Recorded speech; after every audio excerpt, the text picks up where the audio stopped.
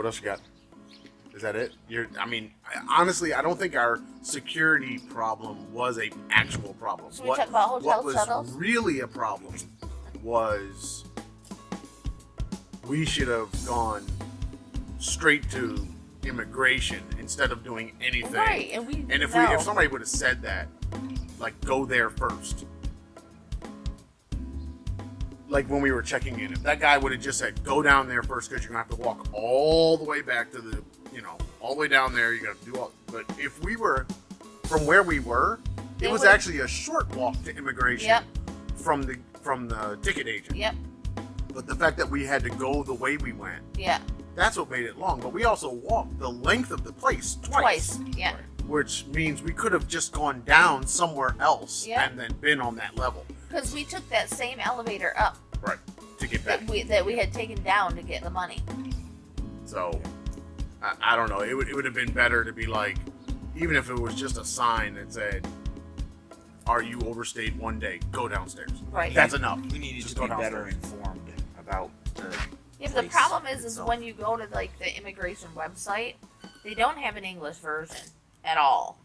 And when it translates to English, it doesn't help at all. Right. And there's like, it's just not. It's not very user friendly.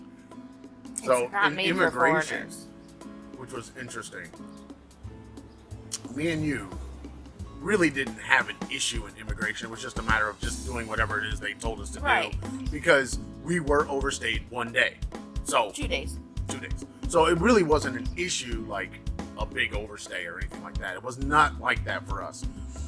But so it was just fill out the paperwork, write the stuff down, and pay the minimal fine that they have, which was 575 pesos. Or something. It's very, very minuscule.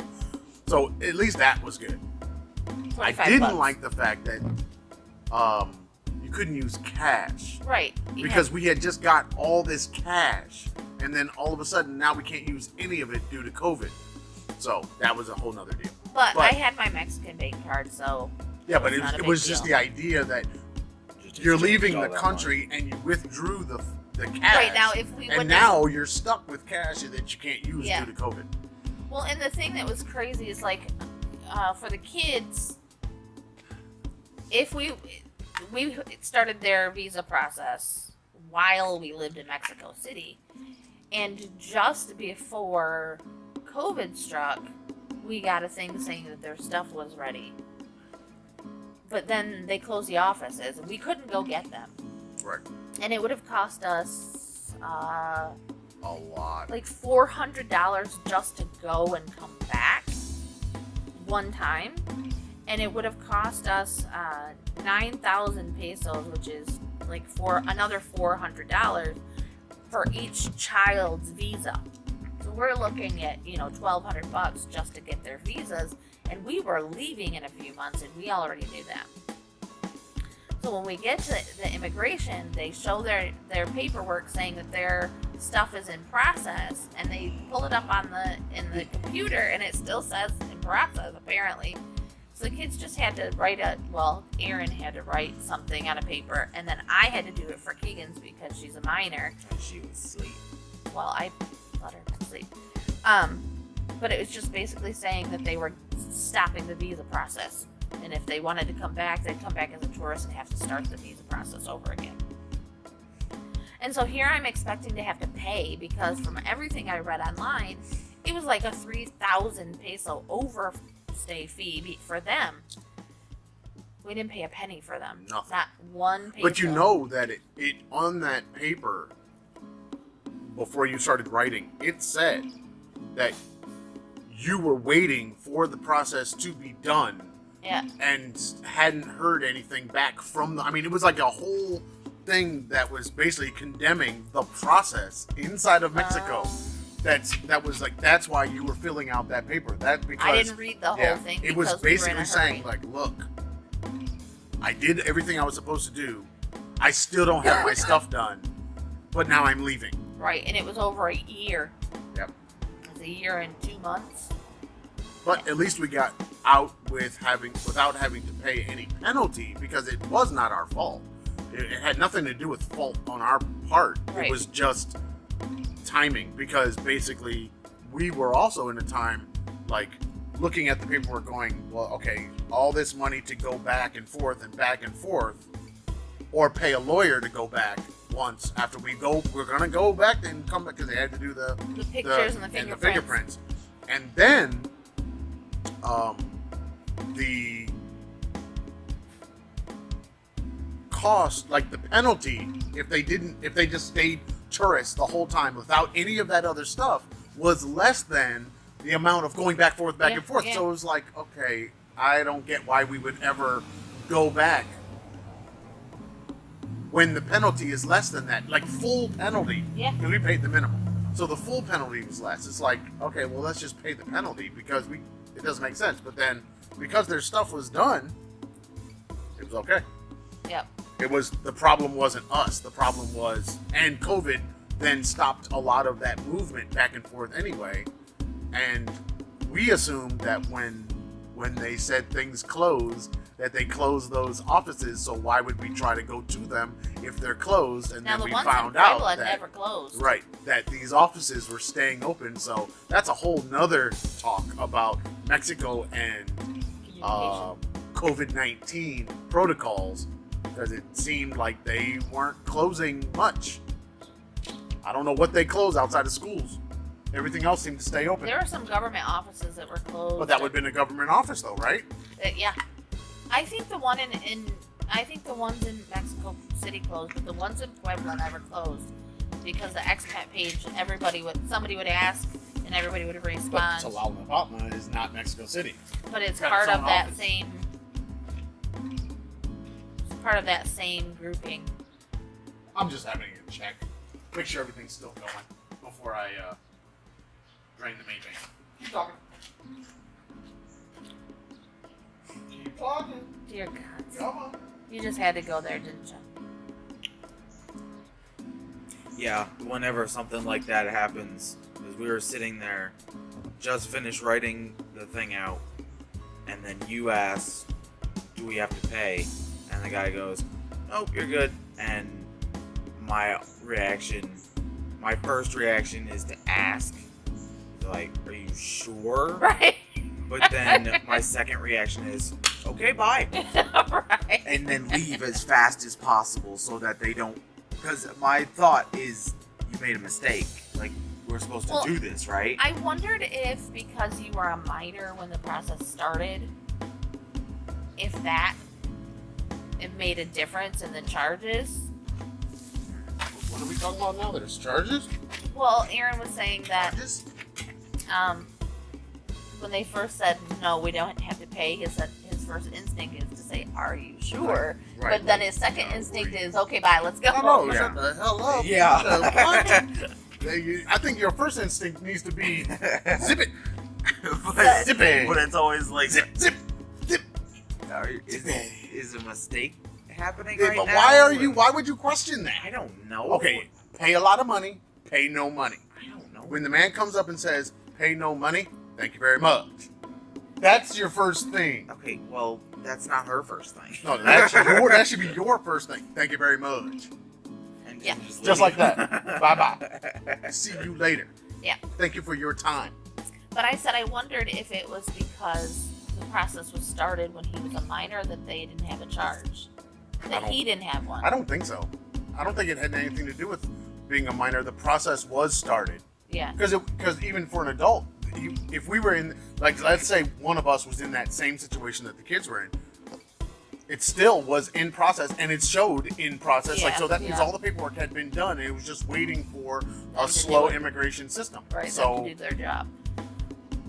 And apparently, there's nothing about that paper said anything about being a minor. No. Apparently an adult.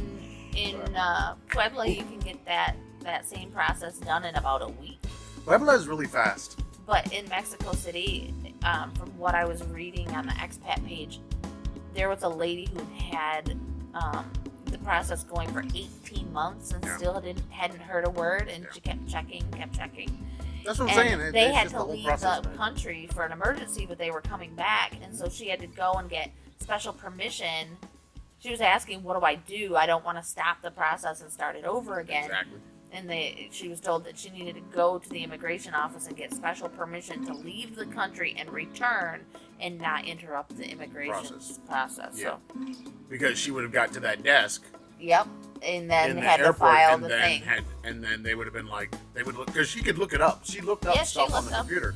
And they would have been like, okay, your stuff's in process, but you're going to now have to start all the way over. So I don't know. I think they have things in place to fix the problems of their own slow system. Mm-hmm. It's just nothing is like published well about what you need to do. And it kind of comes down to communication. It's like, if you have people coming to your country, it's not like people don't visit Mexico and people don't move to Mexico. I mean, Mexico is a place like Thailand, like Phuket. People do that, and they do it on the regular. Yeah. It seems like their systems would be better, but knowing Mexico and Mexican people like I do today, I totally understand why they don't, because they don't. Right. They don't. That's just not how they do business in their country, with this forward-leaning, forward-thinking understanding of the problem, fixing the problem in a way. No, it's all hope and wait and maybes, and nothing is sure. So, that being the case, come on now. Yeah. What is anybody supposed to do really in a situation like that? I found the picture. You took a picture of the paper? Yeah, because the paper is in a tub in Mexico. The podcast tub with the sign. Add something to it. I gotta find a way to put the sign up somewhere, because we don't have a green screen.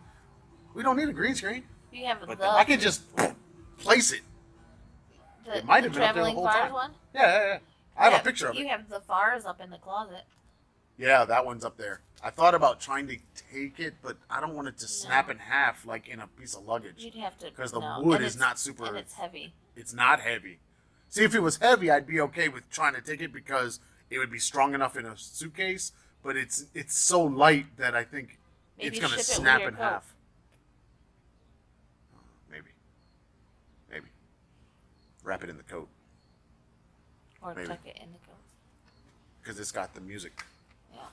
Oh, there is one other thing. We had a big garage sale, yard sale. I think it's just like lightning just hits his head. Well, I'm looking at the garage, and then I remember what you're looking we at all the did with trash. It. Yeah, I'm just remembering now. So yeah, we did that. We'll talk more about selling stuff. It's like a 4-day long Keep watching Karen though, because she's been posting stuff to sell. If we find it and we don't want to keep it, we're gonna sell it. So yep. Watch her. And with any of the bags, jewelry, or any of that type, it can be shipped worldwide. Worldwide. You just tell me, and I'll tell where you are, and I'll tell you what the shipping cost is. Yup. All right. If you want to follow the Traveling Farrs, you can find us at the YouTube, Facebook, Pinterest, iTunes, Spotify, and anywhere awesome podcasts are sold. FYI, we are now on Pandora. Nice. Really? And apparently on satellite radio? She found out what we were Yeah, here. we're on, what did I tell you, FM? Something FM, and that means that we're on one of the satellite channels. Yeah. Cool. Just because we're on that FM thing. Anyway. Found that out earlier. We're also, so if you want to find us on all those places, The Traveling Farrs. If you like the Instagram or the Twitters, Traveling Farrs. If you are into that email still, I check them. travelingfars@gmail.com, and the blog space, thetravelingfars.blueberry.net. No E's in the Blueberry virtual paper. It's so awesome. And don't forget to check out Farrs Fashions on Facebook. Uh-oh. That's our... We're sponsored this week by Farrs Fashions. We're sponsored by us. We're always sponsored by us. Yeah. But we do have the, what's the thing? Patreon? We have a the Patreon. that he's supposed to remember to tell you about. Patreon.com/thetravelingfars. See, he's supposed to do that. We also have a GoFundMe. And we have the GoFundMe. Give us your money. So the GoFundMe is helping us try to alleviate some of the problems of being stuck with no money and no and jobs.